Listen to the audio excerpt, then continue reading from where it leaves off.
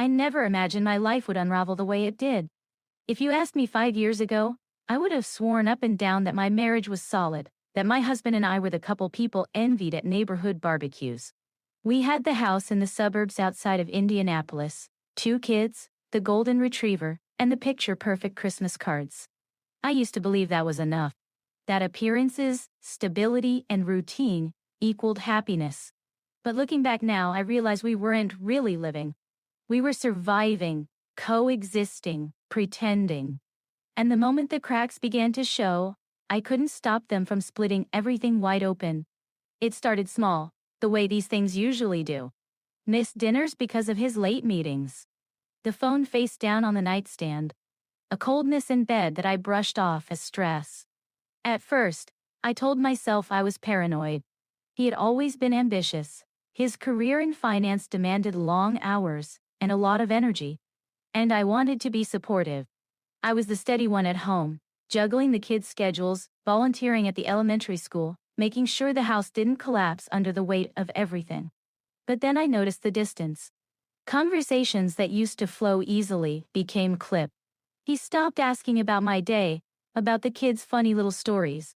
His eyes always seemed to be somewhere else, his phone lighting up with texts he dismissed with a quick work. I wanted to believe him. God, I wanted to believe him. Because the alternative meant acknowledging that the life I had poured myself into was crumbling. One night, while folding laundry, I noticed a receipt in his pants pocket from a fancy downtown restaurant. A place we'd always said we'd try for an anniversary, but never had. The dinner was for 2. My heart dropped. I held that receipt like it was a death sentence. I didn't confront him right away. Instead, I let it fester, eating away at me while I played the role of dutiful wife. The kids still needed to be dropped off at soccer, dinner still had to be made. Life didn't stop just because I felt like my insides were burning. But I started watching him more closely. The late nights became more frequent. The phone was practically glued to him. Finally, one Saturday morning, I broke. He was in the shower, and his phone buzzed on the nightstand. I told myself I wouldn't look, that I wasn't that kind of wife. But my hands moved before I could stop them. And there it was, a string of messages from someone named Kate K. They weren't just friendly texts. They were intimate, filled with inside jokes, late-night confessions, and the kind of tenderness he hadn't shown me in years. I remember sitting on the edge of the bed, the phone heavy in my hand, feeling like the world had tilted off its axis. My husband, my partner of 11 years, was sharing himself with someone else. When he came out of the shower, towel around his waist, I didn't even try to hide the phone. "Who is Kay?" I asked, my voice shaking. The look on his face told me everything before he even spoke. That split second of panic, followed by a forced calmness. He tried to gaslight me, saying it was just a friend from work. But you don't tell a coworker that you can't stop thinking about the way they laughed last night, or that you wish you could wake up next to them. The argument that followed was the ugliest of our marriage. Words were thrown like knives. He admitted it wasn't just texting, that it had been going on for months, that he felt alive with her in a way he didn't with me anymore. Alive. As if the life we had built together wasn't real. I don't even remember everything I said. I just remember the feeling of something inside me breaking beyond repair. The weeks that followed were a blur of lawyers, custody discussions, and sleepless nights. Divorce is messy no matter how you slice it. And ours was no exception. The kids were confused and hurting, and I was doing everything I could to hold myself together for their sake. But every night, when the house was quiet, I felt the weight of failure pressing down on me. I had given this man everything, my youth, my loyalty, my trust. And in return he gave his heart to someone else.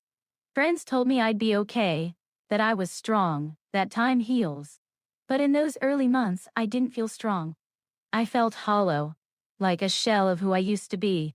The routines that once gave my life meaning, packing lunches, helping with homework, planning family vacations, now felt like empty motion.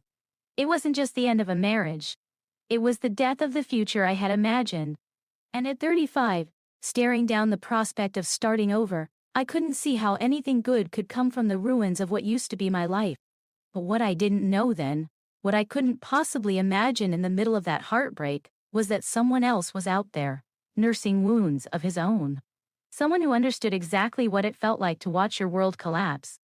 And that sometimes, from the ashes of two broken marriages, something unexpected, and maybe even beautiful, can begin.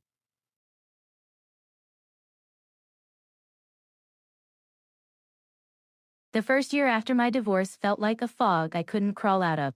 People tell you time heals, but they never warn you about the in-between.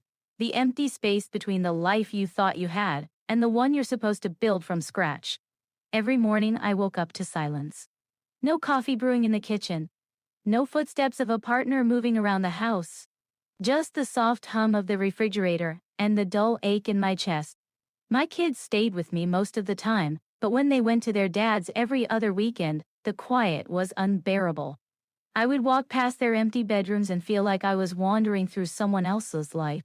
Divorce has a way of stripping you of your identity.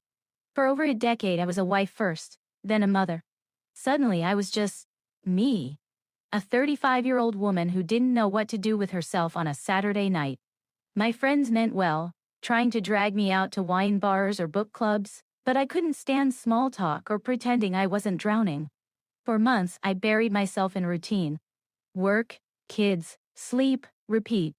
I thought if I stayed busy enough, maybe the pain would dull. But grief doesn't work that way. It sneaks in during the quiet moments, folding laundry, driving home from work, sitting in the school pickup line. And it whispered the same poisonous question over and over. What if you weren't enough? One rainy afternoon, about 8 months after the divorce was finalized, I forced myself to attend a support group for divorced parents at the community center. My therapist had suggested it, swearing it would help to be around people who get it. I rolled my eyes when she said that. No one could possibly understand my particular brand of heartbreak. Still, I went. That's where I first saw him. He was sitting 2 chairs down from me in the circle, tall with sandy blonde hair and a kind but tired expression. His hands fidgeted with a paper coffee cup as he introduced himself. I'm Daniel, 40, 2 kids, divorced a year ago, still trying to figure out how to be a dad in 2 households. I don't know why his words stuck with me. Maybe because they sounded so achingly familiar. Maybe because there was no bitterness in his voice, just quiet exhaustion. When it was my turn, I stumbled through my introduction, feeling my cheeks burn. I'm Emily, 35, 2 kids, divorced less than a year, still adjusting. He glanced at me then, just for a second, and there was something in his eyes. Recognition. Like he knew exactly what adjusting really meant. Crying in your car so your kids don't see, staring at old photos on your phone at midnight, pretending you're okay when you're not. Over the next few weeks, we both kept showing up at the group. We didn't talk much at first, just polite nods, shared eye contact when someone said something that hit too close to home. But little by little, conversation trickled in. After one meeting, I made a sarcastic comment about how the group leader's positive affirmations made me want to roll my eyes out of my head. Daniel laughed, a low, warm laugh, and admitted he felt the same way. That small exchange cracked something open. Soon we were walking to our cars together after meetings, talking about our kids, our exes, the bizarre world of co-parenting. There was an ease to it, like we were 2 people speaking the same language after being surrounded by noise for too long. One evening, he mentioned he had been married for 15 years before his wife left him for a coworker. I remember the way he said it, not angry, not bitter, just tired. She said she hadn't felt seen in years, he admitted, staring at the pavement. And maybe she was right, but it doesn't make it hurt less. Something inside me softened. For so long I had carried my pain like a shameful secret, convinced no one else could possibly understand. But here was someone who did. Someone who had his own scars, his own empty house on weekends, his own nights staring at the ceiling wondering where it all went wrong. We exchanged numbers, under the pretense of support. At first, our texts were practical, sharing links about parenting after divorce, complaining about lawyers. But soon they grew lighter. Memes about single-parent life. Stories about our kids. Random thoughts at 11 p.m. when neither of us could sleep. I wasn't looking for anything more. Truly, I wasn't. My heart was still raw, stitched together with threads that felt too fragile to risk again. But Daniel became a quiet presence in my days, like a light left on in a dark house. One Saturday, when the kids were with their dad, he asked if I wanted to grab coffee. I hesitated. My instinct was to say no. Coffee sounded too much like a date. But the thought of spending another lonely afternoon staring at the walls was worse. We met at a small cafe downtown, the kind with chipped mugs and indie music playing softly in the background. Conversation flowed easily, surprisingly so. We laughed about the absurdity of online dating profiles, compared notes on the best way to survive school fundraisers, and confessed how terrifying it felt to imagine trusting someone again. At one point, I caught myself smiling. Really smiling, for the first time in months. And the realization startled me. I wasn't ready for more. I knew that. But for the first time since my world fell apart, I felt a spark of possibility. Daniel wasn't just another divorcee in a support group.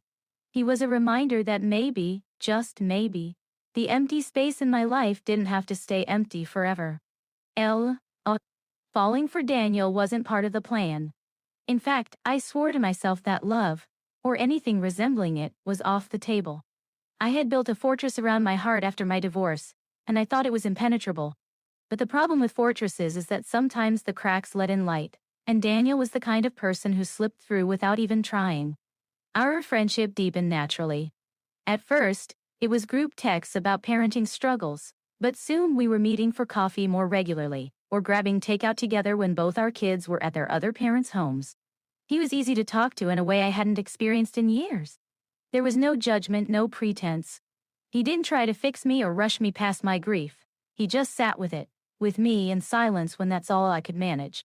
One night, after a particularly long day, I found myself on his couch, curled up with a blanket while our kids played a video game in the next room. I remember glancing at him, noticing how relaxed he looked in a worn t-shirt and jeans, the kind of comfortable presence that felt more like home than my own house did. And that scared me. Because if I let myself sink into that feeling, it meant opening up again. And I didn't trust myself not to get shattered. "Do you ever think you'll remarry?" I asked him that night, trying to keep my tone casual. He smiled, but it was wistful. "I don't know. Right now I'm just trying to figure out how to be present for my kids without falling apart. Marriage feels like a lifetime away." I nodded, relieved and disappointed all at once. Relieved because I didn't want the pressure of expectations. Disappointed because, deep down, a part of me wanted to believe in forever again, even if I couldn't admit it out loud. As the weeks turned into months, that unspoken tension grew. There were moments when our hands brushed as we passed plates across the table, or when his knee bumped mine under a cafe booth, and I felt the air shift. But I always pulled back, afraid of what it would mean if I leaned in. One evening in late fall, he invited me to a pumpkin patch with his kids. Mine were with their dad that weekend, and I almost said no. The idea of inserting myself into his family outing felt too intimate, too risky. But something in his voice, gentle, hopeful, made me agree. Watching him with his children was disarming. He was patient, playful, fully present in a way my ex-husband never had been. He lifted his daughter onto his shoulders to help her reach the biggest pumpkin, ruffled his son's hair when he tried to sneak an extra caramel apple. And then he turned to me, smiling like I belonged there, like I wasn't just some broken woman piecing her life back together. That night, after he dropped his kids off at their mom's, he came back to my house to help me carry in groceries. We ended up in the kitchen, laughing about how I still couldn't figure out the new coffee maker. Somewhere between the laughter and the quiet that followed, we froze, standing just inches apart, the kind of closeness that thrums with possibility. I could feel it happening. The moment where friendship teeters into something else. His eyes flicked to my lips, then back to my face. And for one terrifying, exhilarating second, I thought he might kiss me. But I stepped back. "I can't," I whispered, my voice catching. "I'm not ready." The hurt in his eyes gutted me, though he masked it quickly. He nodded, ran a hand through his hair, and gave me a small, sad smile. "It's okay. I understand." But the thing was, he did understand. He didn't push, didn't demand more than I could give. Instead, he stayed. Patiently. Consistently. A steady presence I could lean on without fear of it collapsing. Still, I wrestled with guilt and fear. What if this was just loneliness dressed up as love? What if I was using him to fill the emptiness my ex left behind? What if I broke him the way I had been broken? Every night, lying in bed, those questions gnawed at me. But then my phone would buzz with a text from Daniel. Hope you're holding up today. Or, you've got this. And the knot in my chest would loosen just a little. One particularly cold December evening, I called him after a blow-up with my ex over custody schedules. My hands were shaking as I vented, pacing the living room. Daniel listened quietly, then said in his calm, steady voice, "You don't have to carry all of this alone, Emily. Let someone be there for you." I broke down crying right there on the phone, not because of the fight with my ex, but because of the simple truth in his words. No one had told me that in so long. That night, I realized something terrifying. I was falling for him. Slowly, against my will, against all my carefully built walls, I was falling. And it was only a matter of time before I would have to decide whether to risk my heart again, or keep it locked away forever. Just when I started to accept the possibility that Daniel might be more than a friend, life threw me a curveball I wasn't ready for. Because the past has a cruel way of resurfacing the moment you think you're finally moving forward. It started with my ex-husband. One Saturday evening, after dropping off the kids, he lingered on my porch instead of heading back to his car. His expression was softer than I'd seen in months, almost wistful. He began, using the nickname that once made my heart flutter, but now felt foreign. "I've been thinking. I made a mistake. I shouldn't have walked away from us." I blinked at him, stunned. "A mistake? You didn't just walk away, you built a whole new life with someone else." His jaw tightened. "It wasn't real. Not like what we had. She doesn't get me the way you did." He took a step closer. "I want us to try again. For the kids. For us." For a split second the words tugged at something deep inside me. A familiar ache. We had built years together, a family. The idea of piecing that back felt tempting in its simplicity. No awkward introductions, no rebuilding from scratch, no explaining to the kids why mommy was dating someone. But then I thought of the nights I cried myself to sleep, the lies, the loneliness, the way he made me feel invisible. And I thought of Daniel, his patience, his kindness, the way he showed up for me without expecting anything in return. I shook my head. You don't get to come back just because you're lonely. You don't get to break me and then decide you want what you had when it's convenient. For the first time, I saw something like regret flash in his eyes. But regret wasn't love. And it wasn't enough. Still, his attempt shook me. When I told Daniel about it later, I expected him to be angry, or at least unsettled. Instead, he just listened, his brow furrowed in thought. "What did you say to him?" he finally asked. "That I couldn't go back," I admitted, my voice trembling. "That I wouldn't." He nodded, relief flickering across his face. But then he hesitated. "Emily, I need to be honest about something too." My stomach dropped. The tone in his voice was the same one my ex used before he confessed his affair. For a second I braced myself for betrayal all over again. "It's about my ex-wife," Daniel said carefully. "She's been reaching out more lately. Not in a romantic way, at least not outright, but she's been dropping hints. Saying she misses the stability we had, how hard it is raising the kids separately." He rubbed the back of his neck, sighing. "Part of me worries she only wants me back because her relationship didn't work out. But part of me doesn't know what to do with that." His honesty was like a punch to the gut. Rationally, I knew this didn't mean he would go back to her. But my insecurity screamed louder. Of course he'll choose her. She's the mother of his kids. They have a history.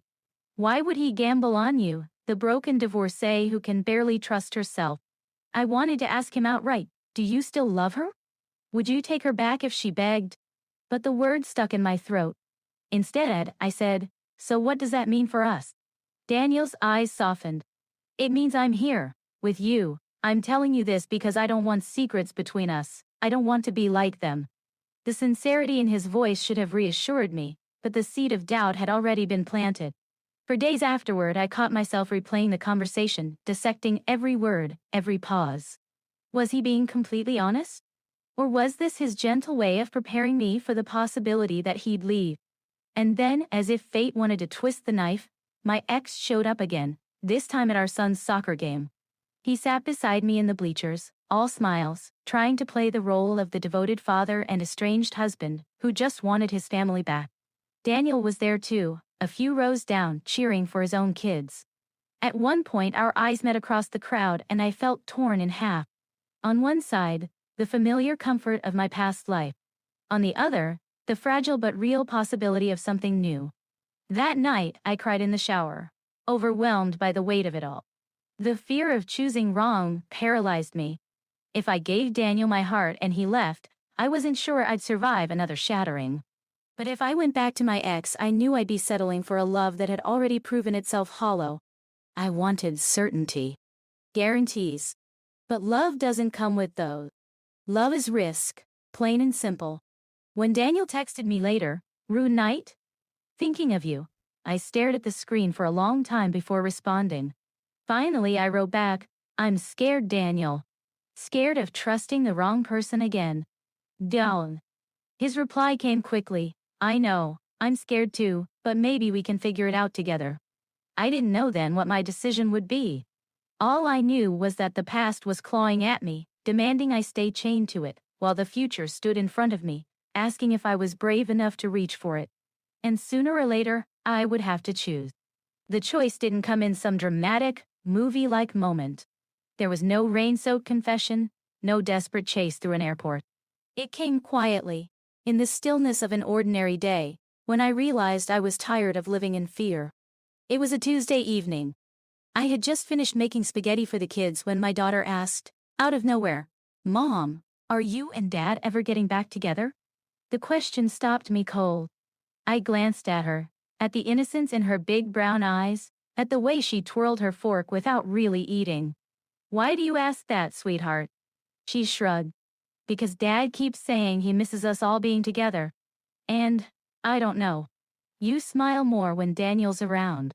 I just thought maybe. Her words were a punch and a gift all at once. I smiled more when Daniel was around. My kids saw it, even when I tried to hide it.